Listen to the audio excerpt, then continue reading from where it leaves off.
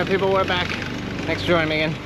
Okay, so we're here back at the 240. We are going to finally install those coil packs that we've been working on for a while here. So if you're just joining me, thanks for joining me back here again. We're gonna get right back over something so I can get you guys in a good spot where you can actually see the action here, what we're doing.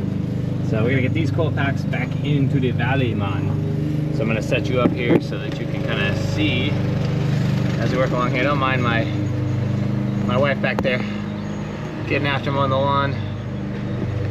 All right, so we're gonna get in here and we're gonna put these coil packs back in, and then we can take this thing for a test spin. I'm hoping that it's just the coil packs that were causing my issue and not the igniter itself or something funky has gone out. I highly doubt it, but you never know. This is kind of one of those things. So we're gonna set this sucker back in here. I put a little bit of dielectric grease on these guys. So, oh yeah, you just see my arm. I put a little bit of dielectric grease back on these guys so that hopefully we won't have any sort of issues as far as rust or anything like that coming up. Because this guy doesn't really get a ton of driving, honestly. But now that I got it running again, and I got my other parts, so if you saw that unboxing episode, I've got the dash part I've been looking for over a decade, actually. So believe it or not, these things are hard to find parts for. So now we're back in business. Get this thing running real well, and yeah, we'll take it and probably drive it more often. Take you guys through some cars and coffee events, and I'll take the 240 there, and we'll see.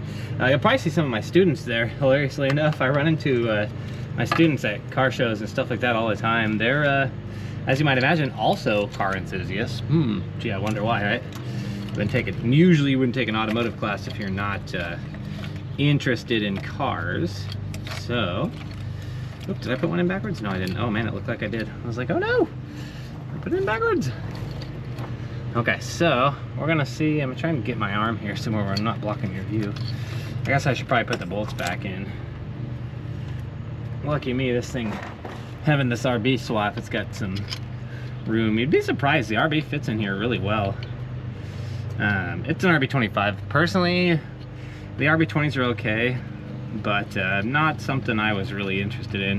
If you do the research, really, it's almost as expensive. It was back in the day. It was not a whole lot more expensive to get the 25. There's a heck of a lot more support for the 25, and you're getting a lot more power. So it's basically an RB20 is a 2-liter.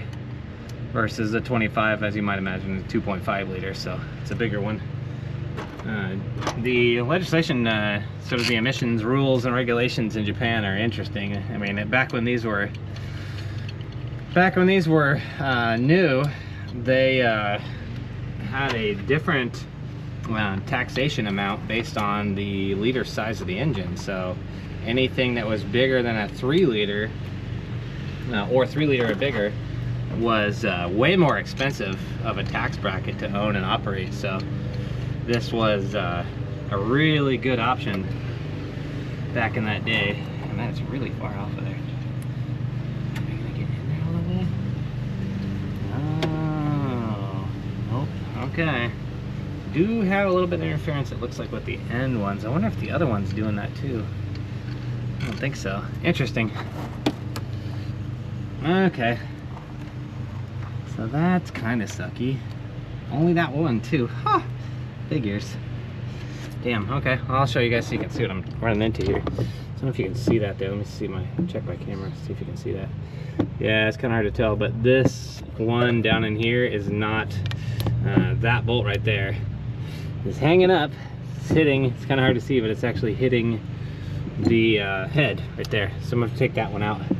Probably both those end ones on that coil pack. Yeah, we're so close. But the other part fits really well.